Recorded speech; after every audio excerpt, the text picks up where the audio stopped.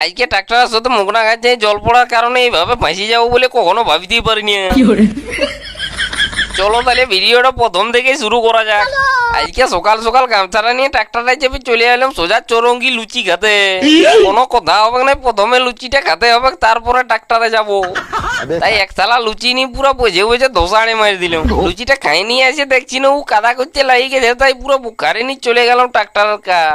সকাল সকাল এই ঘিনটে দুই একটা লোকের পায়ে নিয়ে চলে গেলাম সোজা কোকাদের বিল পাইতে। কারণ এই ঘিনটে এদের অনেকগুলো বিল আছে, মনে হচ্ছে সারাদিন লাগিয়ে যাবে। তাই ওই ধারে কাদা করছে আর আমি আজকে বসে বসে গামছাটা ঢাকা নিয়ে ফোন ঘাটতে ছিলাম না। ভালো আজকে কোন দেখতে গেলে তাপসা আসেনি, আগে সালটাই বসিয়ে দিয়েছে।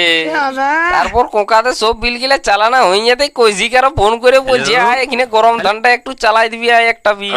তাই ওর বিল গোড়াকে এসে দেখছি না কেউ নাই, আর বিলটা চারদিকটা পুরো জুড়ে ভর্তি হয়ে আছে।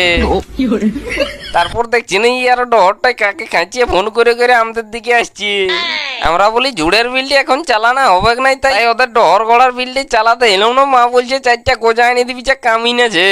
তাই ছুটিয়ে যাই চৌরঙ্গি থেকে বন্ধুদার দোকান থেকে চারটা গোজা নিয়ে এসে যে ঢেকে দিয়ে দিলাম। তারপর কইসিক দেখিলে সব চালানা হয়ে যেতেই ট্রাক্টরটাই চেপে এড়িকে চলে এলাম দোলান।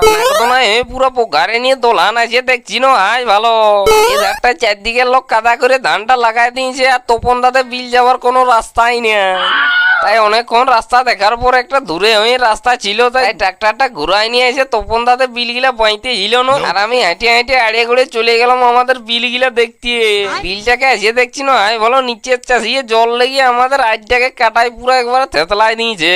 তাই বহুত কষ্টাকষ্টি করে হাতে করে টুকু বাঁধাই দিলাম, নাই তো সব ধান গাছে গিলা নিয়ে পালা হবে জলে। আর এধারে দেখো এরা আগেই ধান লাগাইছিল বলে এদের ধান গিলা সব হালি হয়ে গেছে।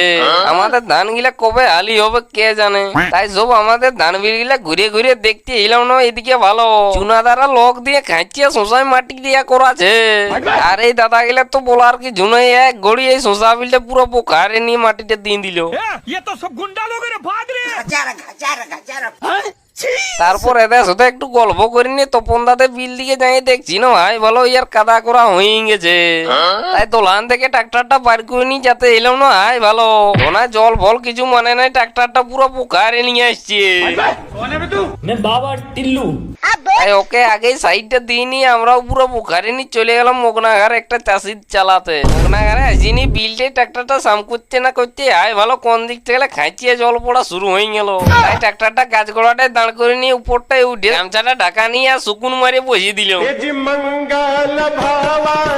তারপর জলটা ছাড়া যেতে একটা বিল চালাই ছিল না ভালো হাজার হাজার বক আছে খাইছে পোকা খাচ্ছে।